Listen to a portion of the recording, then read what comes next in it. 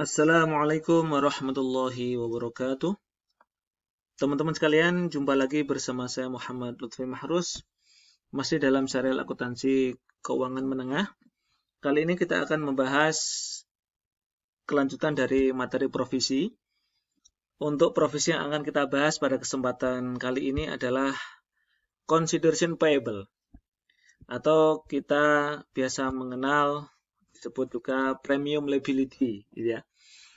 Nah, consideration payable itu terjadi ketika perusahaan itu ingin memberikan program promo atau hadiah kepada pelanggan supaya pelanggan tetap loyal, tetap setia membeli produk dari perusahaan.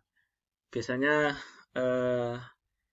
untuk memberikan hadiah ini ada ketentuan yang disyaratkan perusahaan, misalnya mengumpulkan kupon atau poin gitu ya. Setiap pembelian berapa rupiah dapat poin sekian. Nanti kalau sudah terkumpul berapa poin bisa ditukar dengan hadiah ya. Nah itu. Jadi bisa dalam bentuk dapat kupon atau dapat poin atau menukar istilahnya bungkus atau menukar kotak produk dan lain sebagainya. Seperti contoh di sini misalnya Honey Cake menjual kue seharga 3 pound sterling per kotak. Nah, 1 Juni ya, mulai Juni 2019 ada promo. Apa promonya? Promonya adalah menawarkan kepada pelanggan, pelanggan akan memperoleh 1 mangkok besar yang eksklusif, mangkok yang bagus ya. Syaratnya harus ditukar dengan 10 tutup kotak kue dan ditambah dengan uang 1 pound sterling.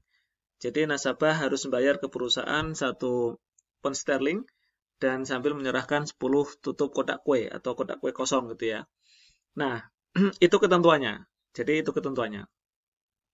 Dengan demikian kan berarti perusahaan karena sudah menjanjikan akan memberikan hadiah, berarti kan perusahaan harus mengestimasi kira-kira berapa nilai kewajiban atau berapa nilai hadiah yang akan diberikan kepada pelanggan. Itu kan kewajiban. Jadi kewajiban terkait dengan consideration payable atau premium liability itu dihitung sebesar berapa nilai hadiah, bisa produk, bisa barang, atau bisa jasa yang akan diberikan kepada pelanggan. Tentu itu estimasi.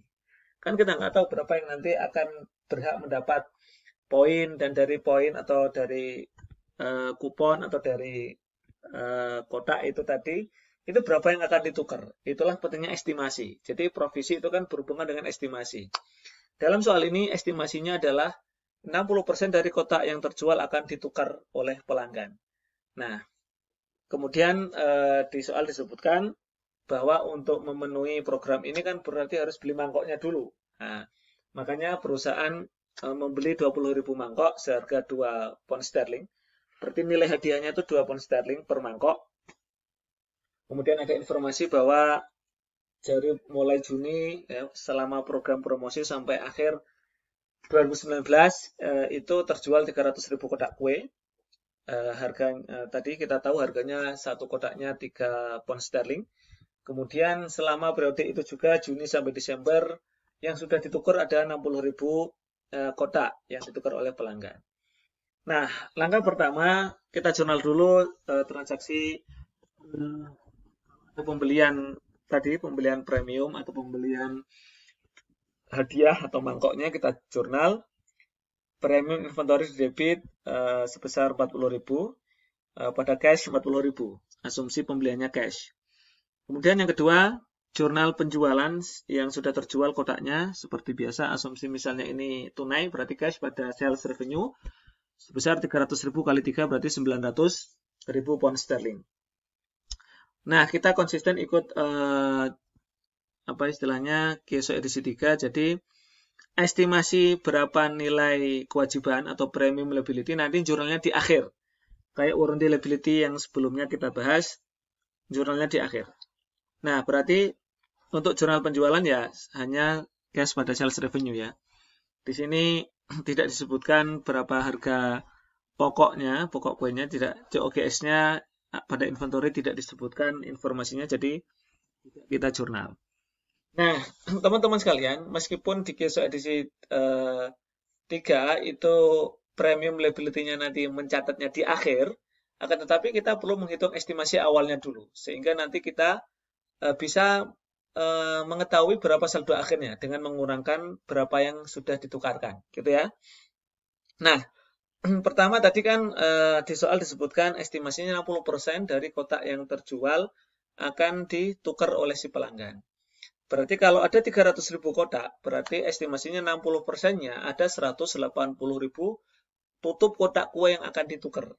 Berarti kalau 180.000 yang ditukar, berarti mangkok yang harus disediakan adalah 18.000. Karena 10 kotak tadi, 10 tutup kotak, itu dapat 1 mangkok. Berarti kalau 180.000 berarti dibagi 10 berarti dapat 18.000 mangkok.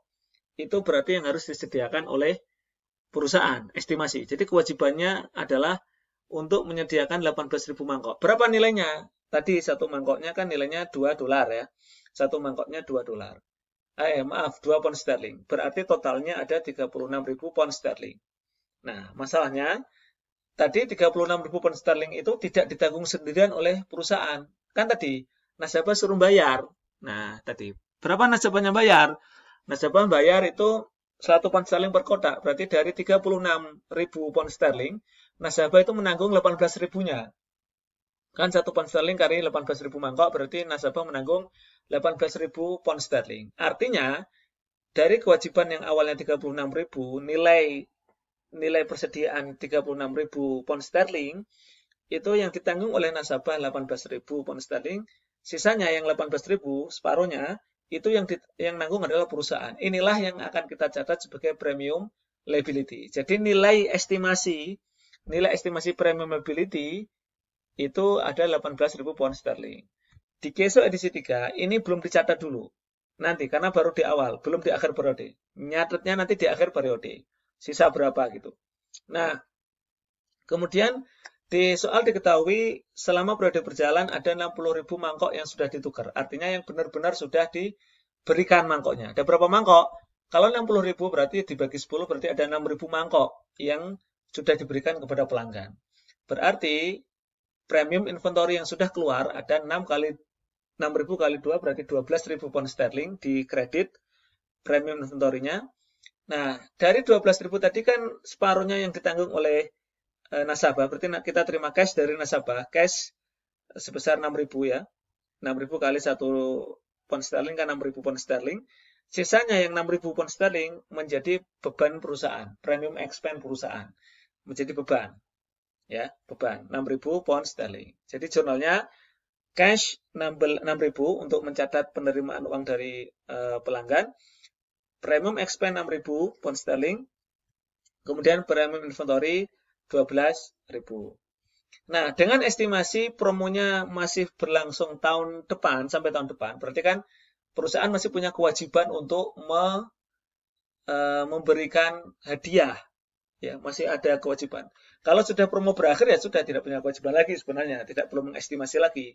Ini diasumsikan per 31 Desember 2019 perusahaan masih punya kewajiban kepada pelanggan karena masih promonya masih berlanjut tahun depan 2020. Sehingga dengan asumsi estimasinya tidak berubah, tadi kan estimasi awalnya ada 18.000 pound sterling ya, ada 18.000 mangkok, ada 18.000 pound sterling, nilainya 18.000 pound sterling yang menjadi kewajiban perusahaan. Yang sudah ditukar, yang sudah menjadi expense, artinya sudah benar-benar sudah dikeluarkan oleh perusahaan yang sudah jadi expense itu adalah 6.000 pound sterling. Sehingga posisi saldo premium liability di akhir periode di 31 Desember 2019 ada 12.000 pound sterling. Sehingga kita membuat jurnal premium expense, kita akui dulu, kita cadangkan dulu premium expense 12.000 pound sterling, kreditnya premium liability 12.000 pound sterling. Seandainya misalnya tahun 2020 ada yang nuker lagi, senilai misalnya ada 10.000 pound sterling nilai yang ditukar, maka tinggal dibalik aja premium liability debit, nanti kreditnya premium inventory, gitu ya. Di samping nanti kita terima cash dari nasabah debit. Oke teman-teman, itu penjelasan mengenai consideration payable atau premium liability. Tentu banyak variasi ya soal tentang bagaimana perusahaan untuk memberikan hadiah, Bisa tadi kalau ini kan ada kupon, ada tuker ya, tuker tutup kuota atau nanti dapat kupon, ngumpulin poin, itu bisa bervariasi. Yang jelas untuk menentukan berapa premium liability yang harus kita catat, kita perlu menghitung atau mengestimasi berapa nilai hadiah yang akan kita berikan kepada pelanggan. Demikian, terima kasih teman-teman semua. Semoga bermanfaat, tetap semangat dalam belajar. Salam sehat, salam semangat. Assalamualaikum warahmatullahi wabarakatuh.